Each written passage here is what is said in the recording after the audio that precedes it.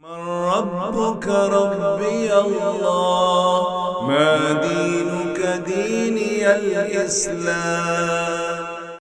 Assalamu alaikum. Welcome to Deen Matters Family Edition. We're shifting gears, talking about the Quran and Muslim families. Now, in the family, it's important. We know it intellectually, spiritually, in our heart that it's important to be with the Quran as a family. But Dr. Slimi, life gets in the way. Assalamu alaikum, alhamdulillah, wa salatu wa salam ala rasulillah. It's true, it's challenging, quite challenging, but unless there is a strategy, we won't be able to, bring the Quran home, and especially to the hearts of our children. Everything needs strategy and planning, as we said before. But strategies depend on priorities. What is your priority in life, brother and sister? How vital is the Quran for you? You may say, yeah, it's the most important thing. But practically speaking, don't think the whole Quran. Think some of the Quran.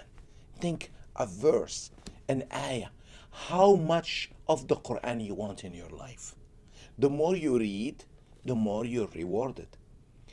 But the idea of being overwhelmed is just because the Quran is a big thing. It's not that the people don't value the Quran. They understand it needs commitment. But remember what the Prophet ﷺ said? بَلِّغُوا عَنِّي وَلَوْ آيَةً. Deliver on my behalf even one ayah. قُلْ هُوَ اللَّهُ أَحَدٌ. Say Allah is one and unique. This by itself, if you can deliver it, it means a lot. The Prophet ﷺ, as he departed from this world in Hajjat al-Wada', in his last farewell message, told everybody, فَلْيُبَلِّغْ مِنْكُمُ الشَّاهِدُ الْغَائِبِ. Let those who are here today convey my message to those who could not attend. And this is why you and I are Muslim. Somebody conveyed, but that somebody learned something and delivered it to us. And the most important people you need to convey the Quran are your children, your family, your spouse, your brother, your sister, even your parents sometimes. Sharing. So now some of the strategies, and I made that introduction on purpose. Is it a priority for you, the Quran? So one of the practical ways is have the Quran halaqah or study circle around something the children like.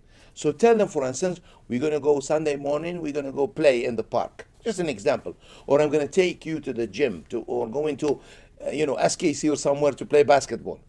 Before you do that, tell them, let's have a halaqah. So we usually do halaqah and then go do something nice. We're going to go. If you're going to a restaurant every week, let's say on Friday or Saturday or Sunday, proceed it with the halaqah. We did this as we raise our children, and I know many families that actually they do the halaqah and follow it with a nice dinner or a treat, because it's about motivation. You gave me time to listen to the word of Allah, I want to reward you. Psychologically, the children in their subconscious, they know that every time they read the Quran or sit on a halaqah with daddy and mommy, or the husband and wife, they have a moment with the Quran, it's actually followed by something that brings pleasure. Could be food, could be playing, could be, doing something that they like. And not only with children, with the students, with everyone that you are teaching, follow it with rewards. That's why rewards are extremely important. Allah Himself uses this. I will reward you if you do this. Now some people say, well, we don't have to do it for this. No, do it expecting. Yarjuna rahmatullah. They want the mercy of Allah and the rewards. So, Dr. Slimi, since we're talking about strategies, is there anything that we can learn from the companions of the Prophet ﷺ in terms of how they were connected to the Quran, or any of the people in our tradition? Yeah, well, there is plenty of stories about the companions of the Prophet ﷺ and what we call Salaf al-Salih, the generations before us, until recently, and we've seen it. As a father or as a teacher, as a mother, or as a person who wants to bring the Quran closer to people, sometimes food, brings people.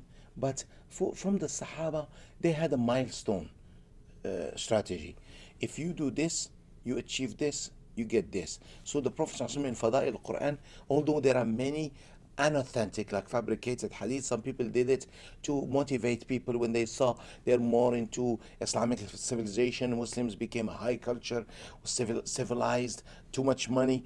So some people started spreading hadiths, which we see today. They're mostly fabricated, but we have enough in Bukhari, in Muslim, and authentic hadiths, which are good to encourage us to read the Quran in terms of reward. Rewards are amazing, but also becoming a person who memorizes this much Quran, or if you read Qul Huwallahu Ahad 3 times, it equals, as if you read the whole Quran. If you do this, it protects you. All of this motivate people. It gives them a sense of security, a sense of hope. There are many surahs. Surah Tabarak we read every day. Surah Al-Kahf once a week. Surah Al-Waqi'ah. These surahs, when we read them, you know that it gives you this sense of peace and that you're preparing for the hereafter.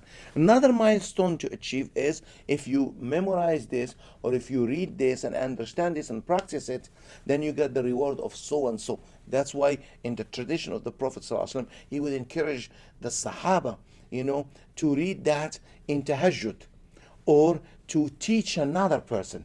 So if you teach, he said, خَيْرُكُمْ مَنْ تَعَلَّمَ الْقُرْآنَ وَعَلَّمَ. The best amongst you are those who learn the Quran and teach it.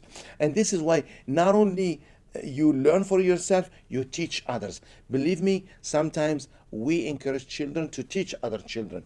They believe in themselves. Oh, I'm trusted to be a teacher. Just try with the children. But in the family environment, there are other strategies to do in addition to the 2 we mentioned. And the last one, I would say, you yourself as a father or as a mother, tell them, let's practice this ayah in the Quran. Let's practice this verse where Allah subhanahu wa ta'ala says, for instance, O you who believe, be conscious of Allah and join those who speak the truth, and be of those who speak the truth. Tell them, let's promise Allah today, we will never lie and we will never accept lies. Let's practice it this week. You see the children say, oh, that we're supposed to be saying only the truth. You're training them on character. In as much as it sounds very simple, we have, unfortunately, many of us failed to make the simple look simple. And believe me, the religion of Islam is very simple. And the greatness of Islam and the greatness of the Quran in its simplicity. Thank you, Dr. Slimi, for reminding us of how important it is to have a plan, because if we fail to plan, then we plan to fail. Thank you for joining us here on Deen Matters Family Edition. Hit the subscribe button and drop your comments down below. Until next time, Assalamu alaikum.